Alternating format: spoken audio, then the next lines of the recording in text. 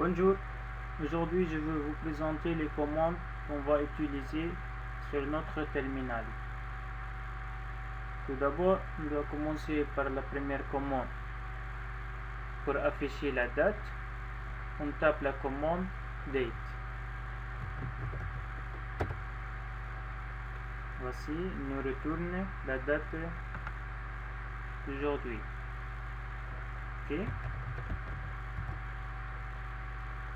Pour connaître le chemin de notre répertoire actuel, on tape la commande pwd /home/ubuntu. Ok.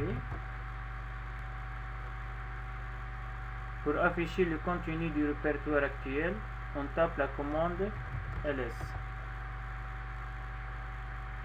De plus, on peut exécuter la commande ls avec l'option L pour voir plus d'informations sur les différents répertoires de notre répertoire actuel. Ou bien ls-al. Il nous donne tous les fichiers.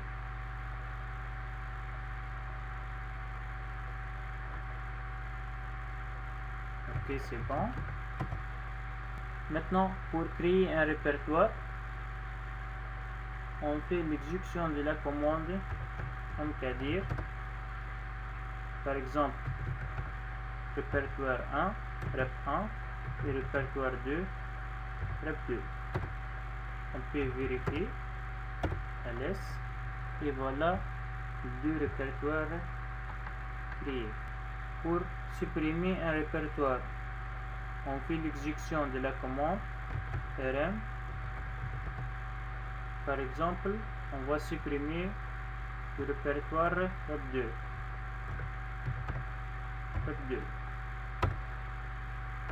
On peut vérifier et voilà, le rep2 est supprimé.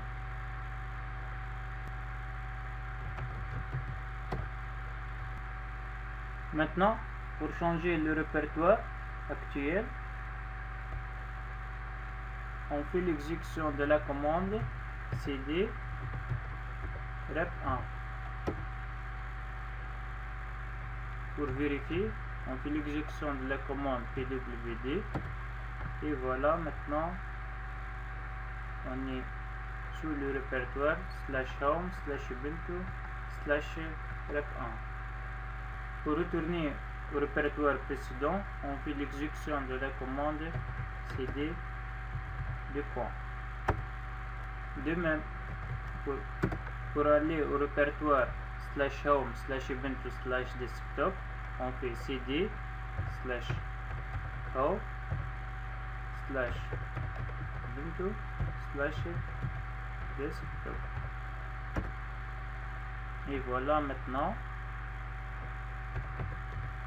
sur le répertoire /home/ubuntu/desktop. Pour retourner au répertoire précédent cd,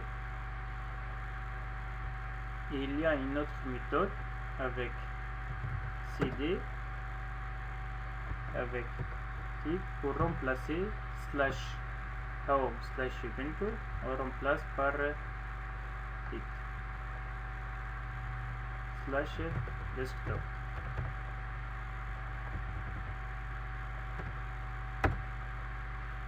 Pour vérifier pwd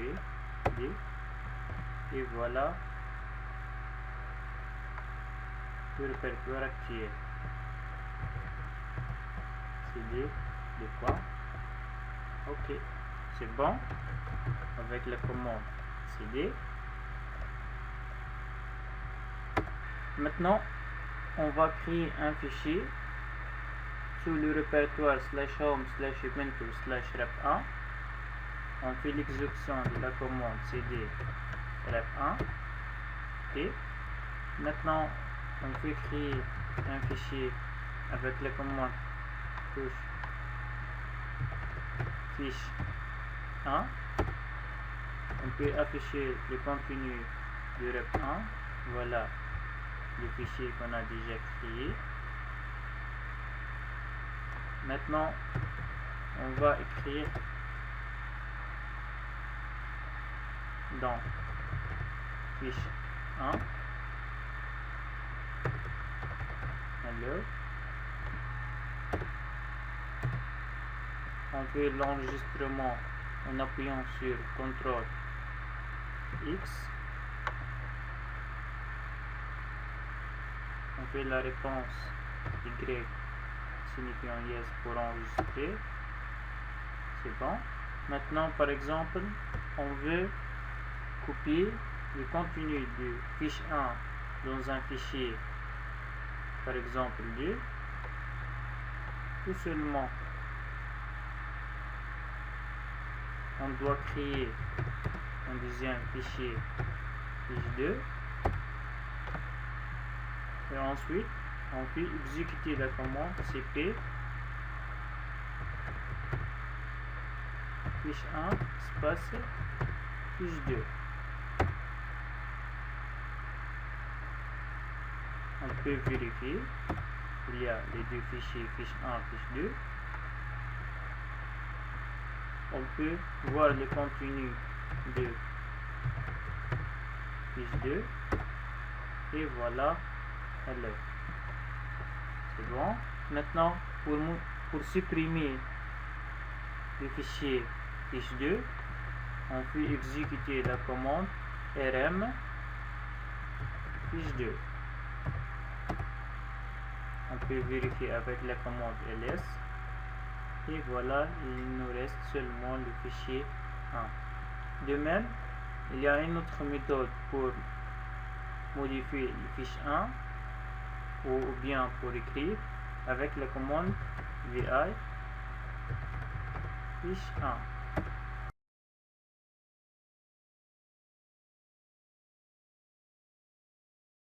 Pour enregistrer, on appuie sur échappe, le point WQ. On peut vérifier avec la commande nano fiche 1 et voilà notre résultat. Pour sortir de même CTRL X. C'est bon concernant les fichiers.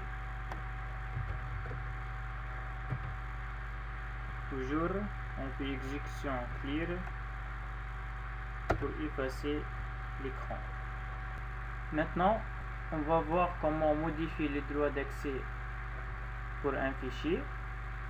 Tout d'abord, on doit être identifié comme root avec la commande sudo su.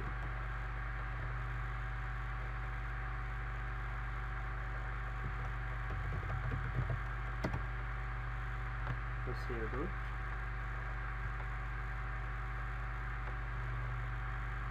Tout d'abord, on doit voir les droits d'accès pour le fichier fiche 1.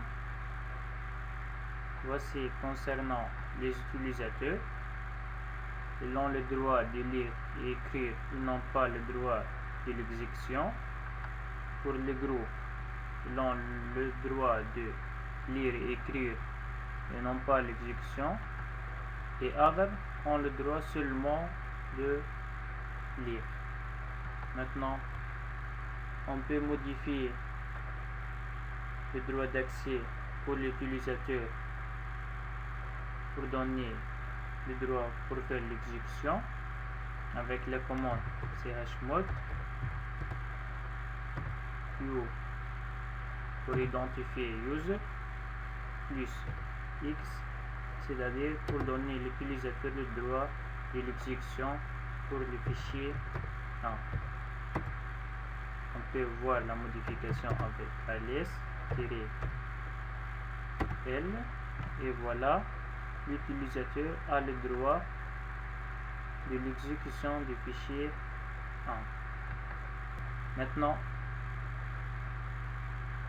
pour simplifier, on peut utiliser chmod aussi avec les chiffres.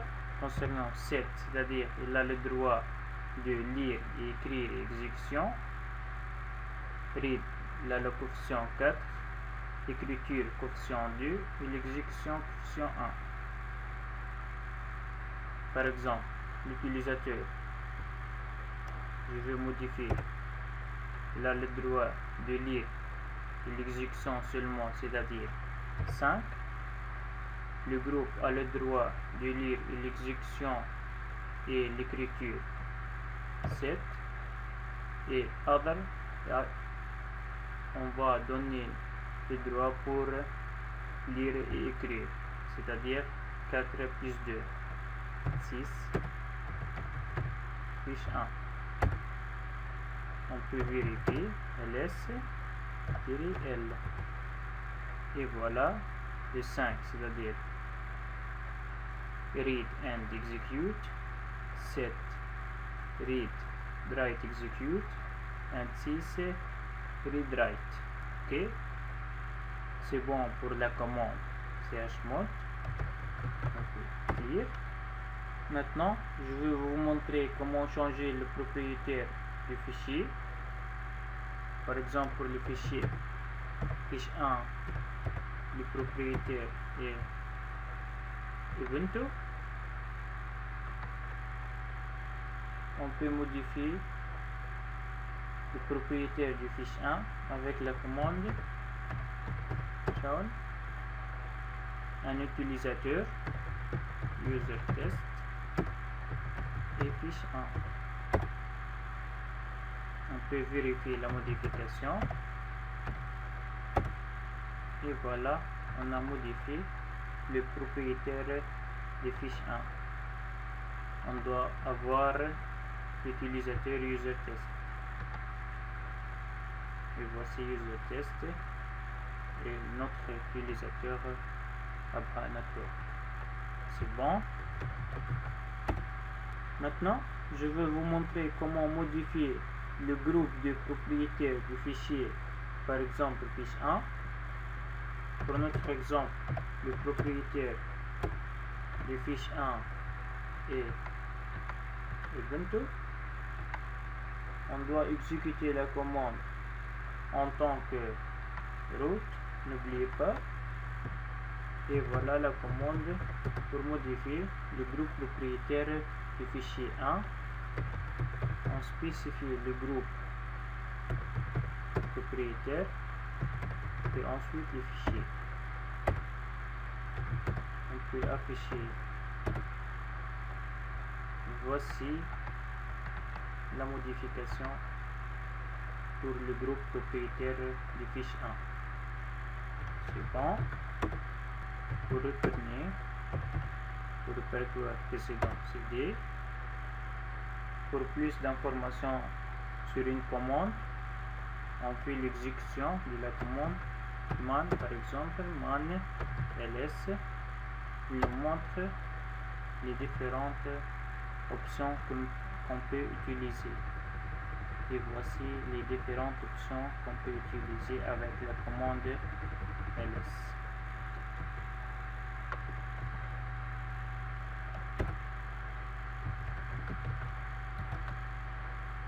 De même pour la commande mkdir par exemple. Et voici, il nous montre les différentes options qu'on peut utiliser.